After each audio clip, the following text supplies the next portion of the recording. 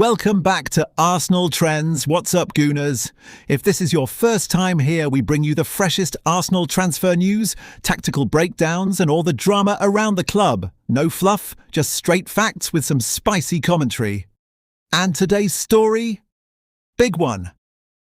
Vinicius Jr. might actually be available this summer, and Arsenal are reportedly right in the mix. Let's get into it. If you're new here, smash that subscribe button and turn on notifications so you never miss a transfer update, matchday breakdown, or hot take. We drop content regularly and you do not want to be the last one to know when Arsenal actually moves on a deal like this. Alright, let's dive in. Okay friends, sit down because this one's messy. So here's the deal. Real Madrid and Vinicius Jr. have been stuck in a contract stalemate for months, and it just hit a breaking point. Madrid reportedly handed him a take it or leave it ultimatum, sign what's on the table, or get sold this summer. No more back and forth, no more sweetening the deal. The money breakdown, because yes, it's about the bag. Vinny currently earns around €17 million a season after tax. Madrid bumped that up to €20 million as their final offer, but Vinny's camp has been pushing for closer to €30 million once you factor in bonuses. That gap hasn't closed, and Madrid's patience has reportedly run out. Why now? His current deal runs out at the end of the 2026-27 season, which sounds far away, but in football terms, it's basically tomorrow. If nothing gets signed soon, Vinny could walk for free next summer, and no club wants to lose a player worth well over €140 million for absolutely nothing. So Madrid's logic seems to be, cash in now while we still can, rather than risk losing him for zero. Enter Arsenal. The Gunners have reportedly been circling this situation hard, ready to pounce if Madrid actually pulls the trigger on a sale. Reports suggest interest has intensified enough that Arsenal are prepping to make an actual bid. Imagine Vinny in red and white, running at Premier League fullbacks. Wild thought, right?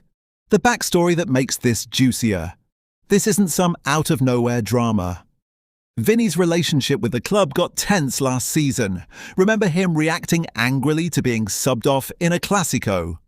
That tension, paired with the ongoing money standoff, has been simmering for a while.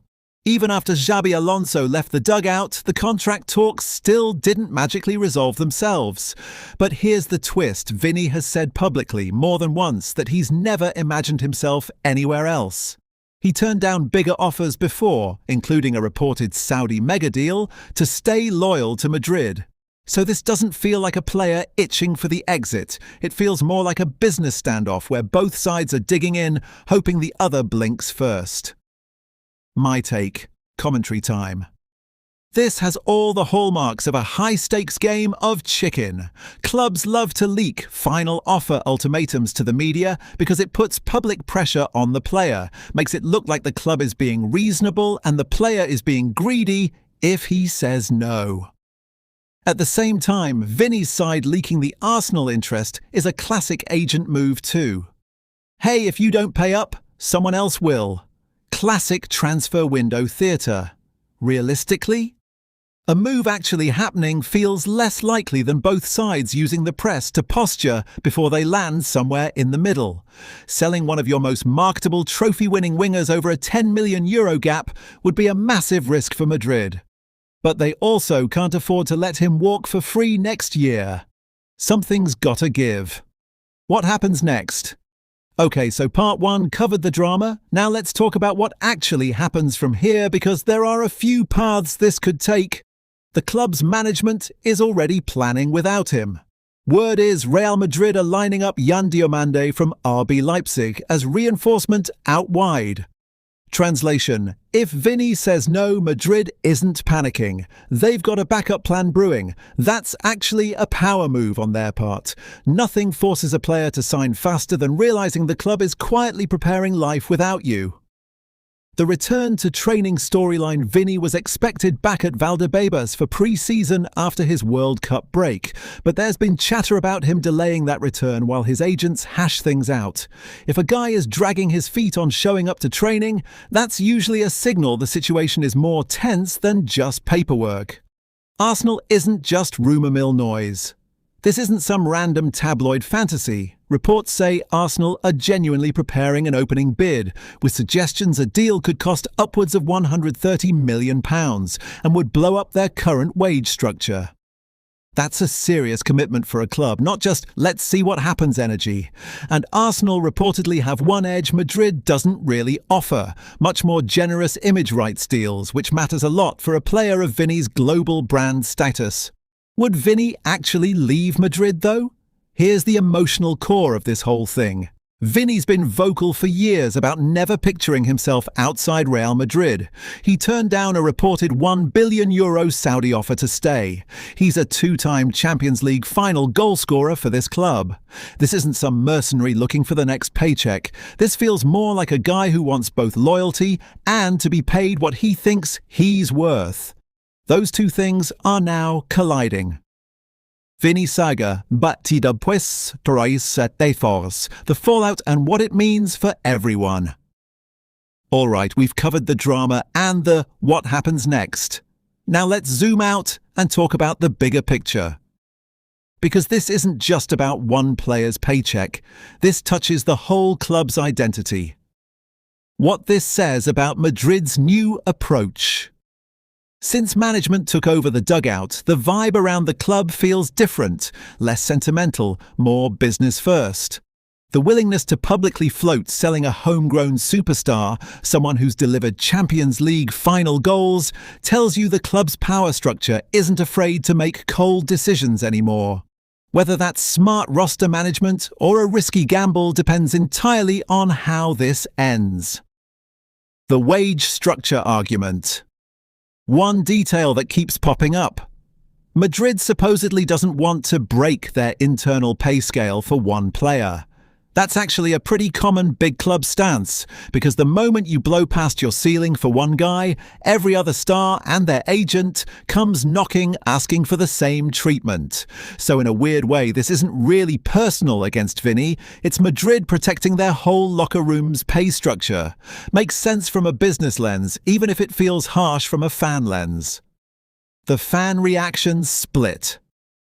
This kind of news always splits a fan base into two camps. Camp A.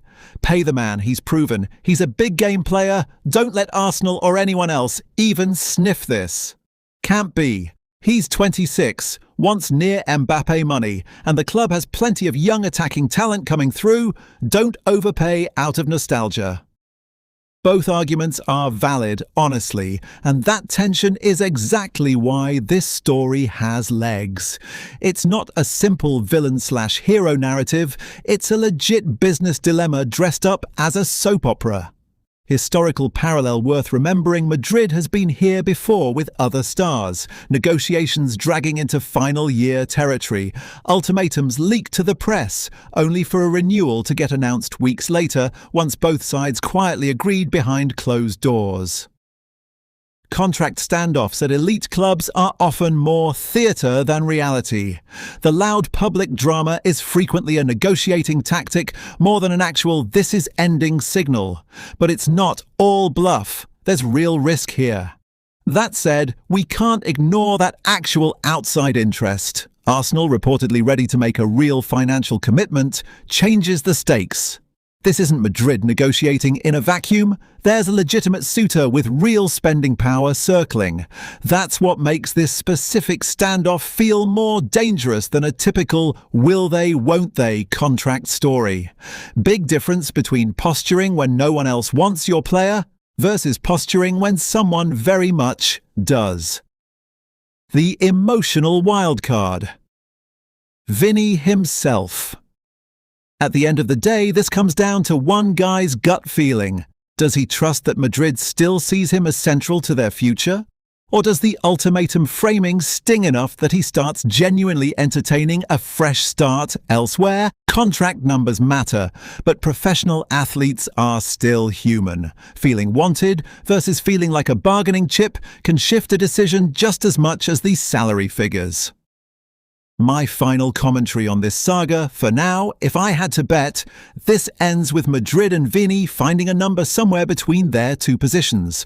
Probably closer to Madrid's side, with some clever bonus structure to make Vini feel like he won the negotiation. Big clubs rarely sell peak-value homegrown stars unless talks have truly collapsed. And right now, this still smells more like hardball negotiating than an actual breakup.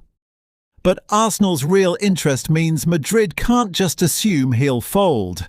That's the part that makes this genuinely unpredictable instead of just noise. That's a wrap, Gooners, so that's where things stand for now. Madrid playing hardball, Vini staying quiet, and Arsenal lurking with real intent. This one's got a long way to go, and you know we'll be right here tracking every twist. If this kept you locked in, do us a favour. Hit that subscribe button and turn on notifications so you catch the next update the second it drops. And drop a comment below. Are you team sign him or team let him walk? Let's argue about it. Thanks for hanging out with us today. Stay tuned, stay loud, and as always, COYG.